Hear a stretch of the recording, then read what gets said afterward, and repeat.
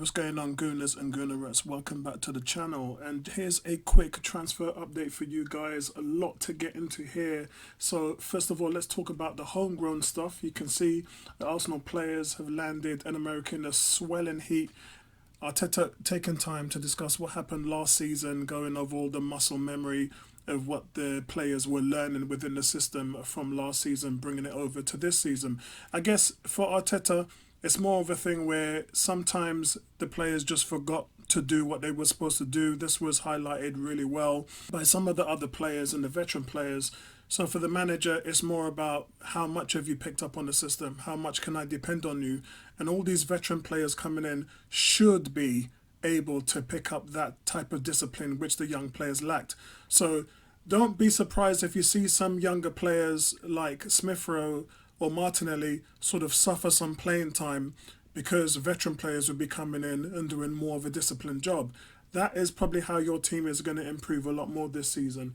And speaking of Bukayo Saka, his contract extension has always sort of been a priority. They've just let us know now that they are still working on it. Saka himself is said to be very happy with Arsenal, and discussing the salary details is something his agent is currently doing ongoing. So that's a good positive sign. When I talk to fans of Chelsea and Spurs, their first word in terms of our best player was always Saka.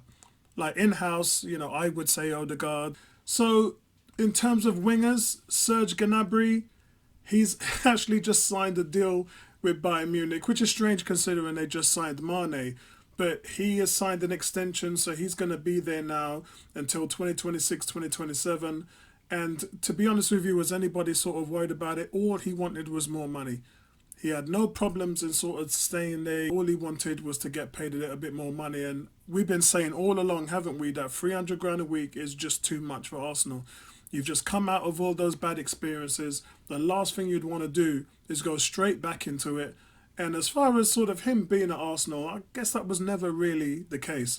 We saw Raheem Sterling sign for Chelsea, and the first thing that he said is, I joined Chelsea because I want to win things. I want to win the league. And as far as some of these players are concerned, Arsenal are not even in the Champions League.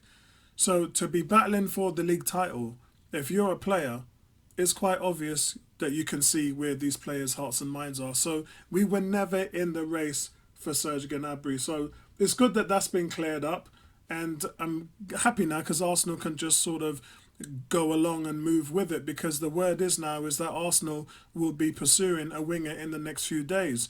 We don't know who that winger is, but it'd be good to sort of get some clarity on that moving forward.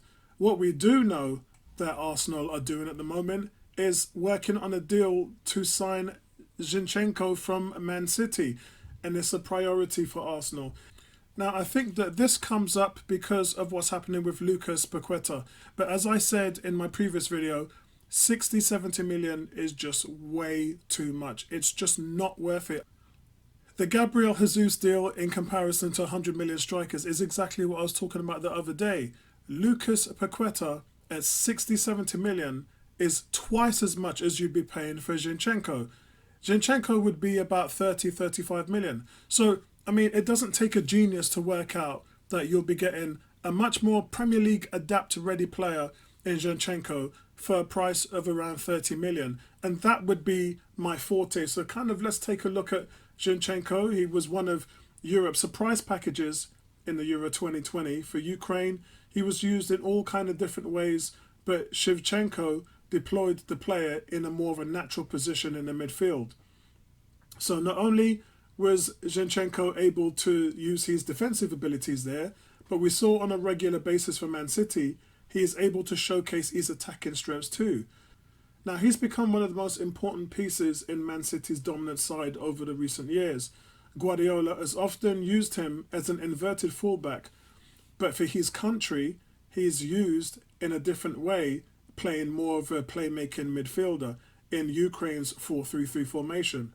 Where they utilise a double pivot, Zinchenko's normally deployed on the left-hand side in a defensive position as well as a number 8. And he's able to use both of his attacking and defensive qualities of his game extremely well. He's adept at holding space. He's not a deer in the headlights when being on the counter-attack or anything like that. Not mentioning any players from Arsenal. But at least we can see that because he's adapting that holding space in front of the defensive line, he can slot into any part of the defensive structure, either on the left side or in the middle. And he's equally able to play on the right side, as he's near perfect as a box-to-box midfielder in Ukraine's system.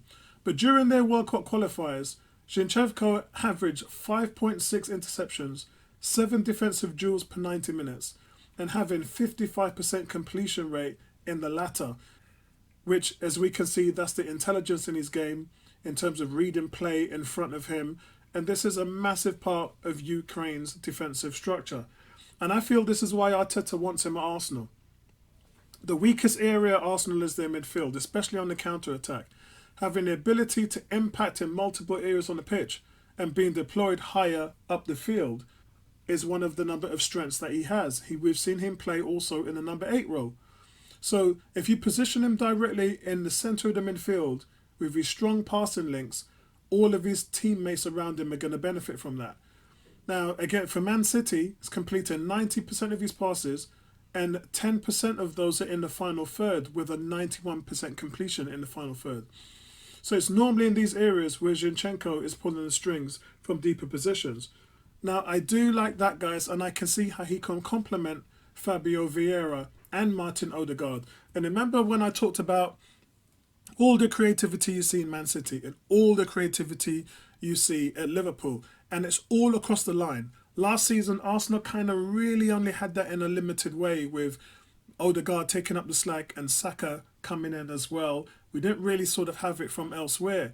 But if you start to put these pieces in Arsenal's midfield, like Fabio Vieira, Zinchenko, if you have a Martin Odegaard and a Saka, and then Gabriel Jesus, then you're kind of flooding the whole front line with all this creativity. So you can clearly see what Arteta wants from his team, because you don't want to get in a situation where teams can shut down one of our players and then the whole thing just capitulates and the cog is just destroyed. So I really do like the direction of that, and hoping they can get a deal done. Man City look to be kind of warm to the idea. So don't be surprised if a bid goes in for him over the next 7 days. But remember, because the players are out on tour now, a lot of their transfer market is going to slow up somewhat, because teams are just getting concentrated on getting the players back and getting them fit again and getting them ready for week 1. But the agents still, it's the reason why Edu didn't travel to the States.